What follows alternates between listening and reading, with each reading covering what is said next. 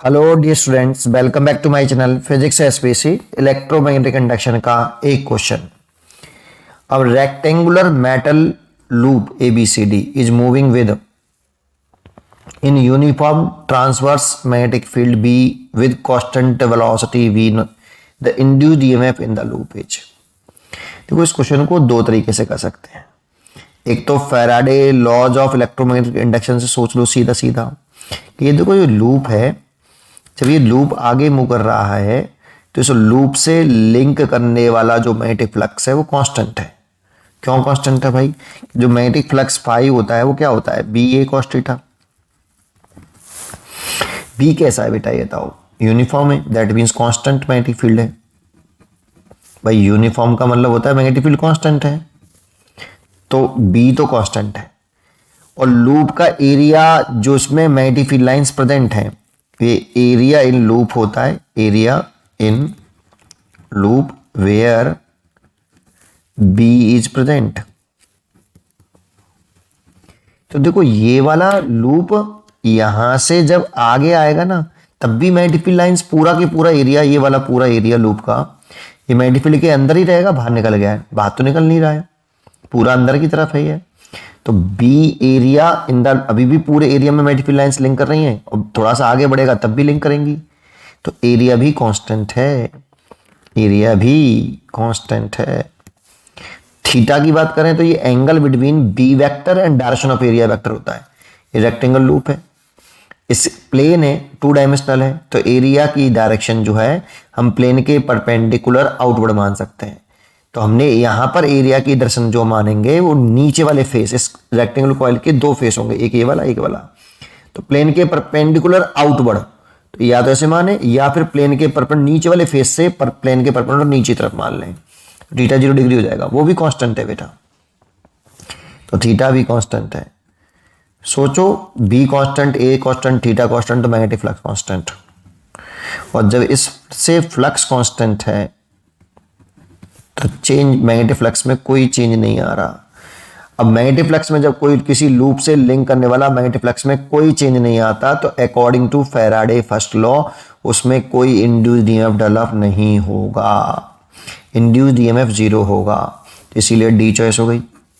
एक तरीका तो ये सिंपल बिल्कुल, कि ये क्लोज लूप है और इससे फ्लक्स जो लिंक कर रहा है, लिंक तो कर रहा है लेकिन वो कांस्टेंट है, तो फ्लक्स में कोई चेंज नहीं है। और according to Faraday first law, जब किसी कॉइल से लिंक करने वाला मैग्नेटिक फ्लक्स चेंज होता है, तब उस कॉइल के क्रॉस एक इंड्यूस्ड डेवलप होता है।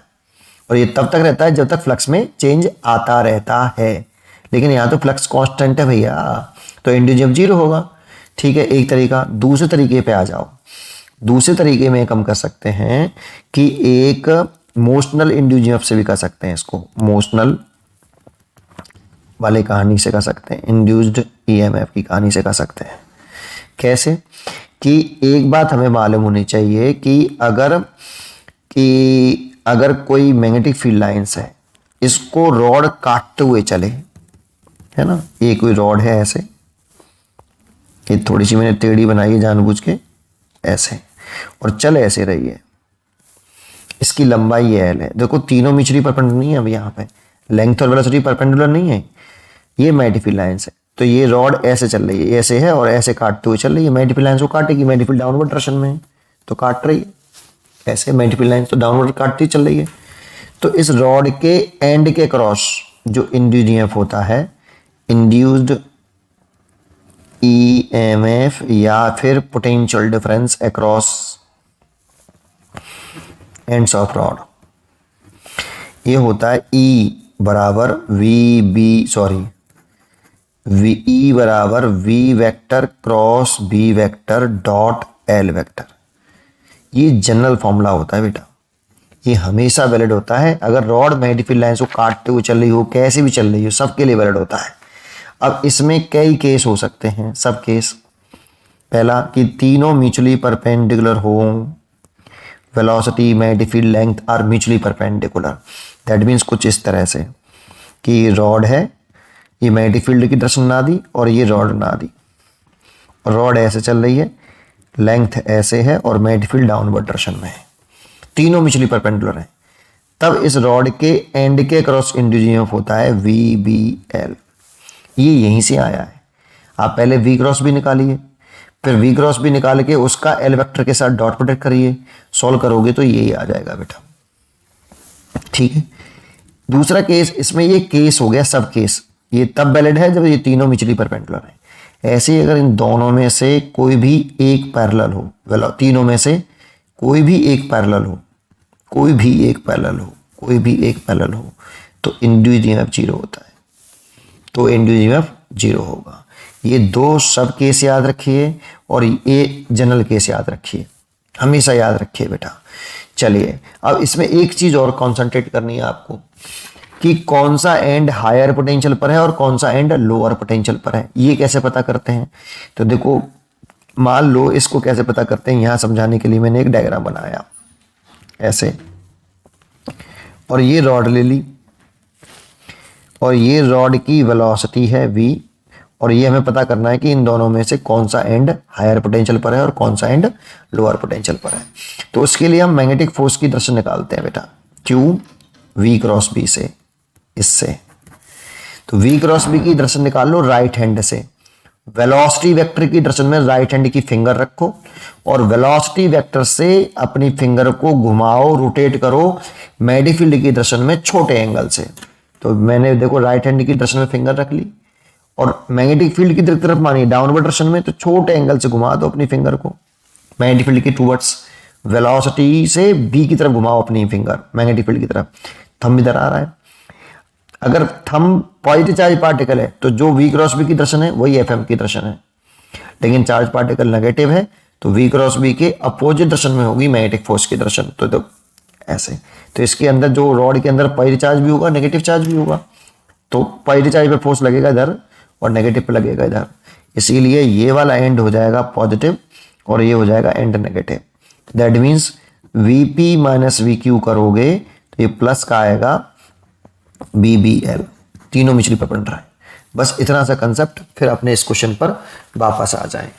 तो इस क्वेश्चन पर वापस आए हम, तो ये क्वेश्चन कुछ इस तरह से था, ये देखो अब आसान हो गया, कुछ नहीं है, इतना सा पॉइंट आपको पता हो तो ये क्वेश्चन को आप आसानी से सेकंड मेथड से भी सॉल्व कर सकते हो। तो देखो इसमें आपकी 4 रॉड कंसीडर कर सकते हो इस लूप के अंदर। अब एक ऐसे मूव कर रहा है ये, और मैग्नेटिक फील्ड तो है ही इधर की तरफ। तो ये बताओ, एक तो रॉड ले लो BC, तो BC रॉड को अगर देखोगे तो ये BC रॉड की लेंथ, वेलोसिटी और मैग्नेटिक फील्ड तीनों म्यूचुअली परपेंडिकुलर हैं, तीनों म्यूचुअली परपेंडिकुलर हैं। तो इसके अक्रॉस इंड्यूस हो जाएगा BBL, और दर्शन निकालेंगे तो ऐसे घुमाएंगे, थंब इधर आएगा, दैट मीन्स ये हायर पोटेंशियल पर आएगा और ये लोअर पोटेंशियल पर आएगा, है ना। तो दैट मीन्स ये इस सर को, इसका सर्किट डायग्राम बनाएं तो कुछ एक, तो इसके लिए तो ये आ जाएगा पॉजिटिव और ये आ जाएगा नेगेटिव, और इंड्यूस ईएमएफ इतना होगा, ये प्लस और ये माइनस, ये BC के लिए हो गया। ठीक है सर। अब बात कर लेते हैं हम AB की। तो AB में वेलोसिटी और लेंथ पैरेलल नहीं है, देखो इस AB की रॉड की वेलोसिटी और लेंथ पैरेलल है, इसीलिए इसके अक्रॉस तो कोई इंड्यूस डेवलप होगा ही नहीं। ये मैग्नेटिक लाइंस को काटेंगी ही नहीं यार, सोचो ढंग से, ये कट ही नहीं कर रही मैग्नेटिक लाइंस को, है ना। तो ये ऐसे 0 हो गया। तो इसके अक्रॉस कोई इंड्यूस ईएमएफ नहीं है बेटा, कौन से वाली रॉड के क्रॉस, AB रॉड के क्रॉस। ऐसे ही AD रॉड के क्रॉस देखो तो यहाँ पे वेलोसिटी, लेंथ और मैग्नेटिक फील्ड तीनों परपेंडिकुलर है, इसीलिए इसके अक्रॉस भी कितना होगा BBL। तो इसके क्रॉस भी इतना होगा, चले ऐसी रहा है तो V क्रॉस भी करेंगे तो सेम टू सेम पोलरिटी आएगी, ऐसी ही पोलरिटी आएगी कि ये प्लस और ये माइनस, इसीलिए सेल इसमें ऐसे बनेगा, ये प्लस का ये माइनस का।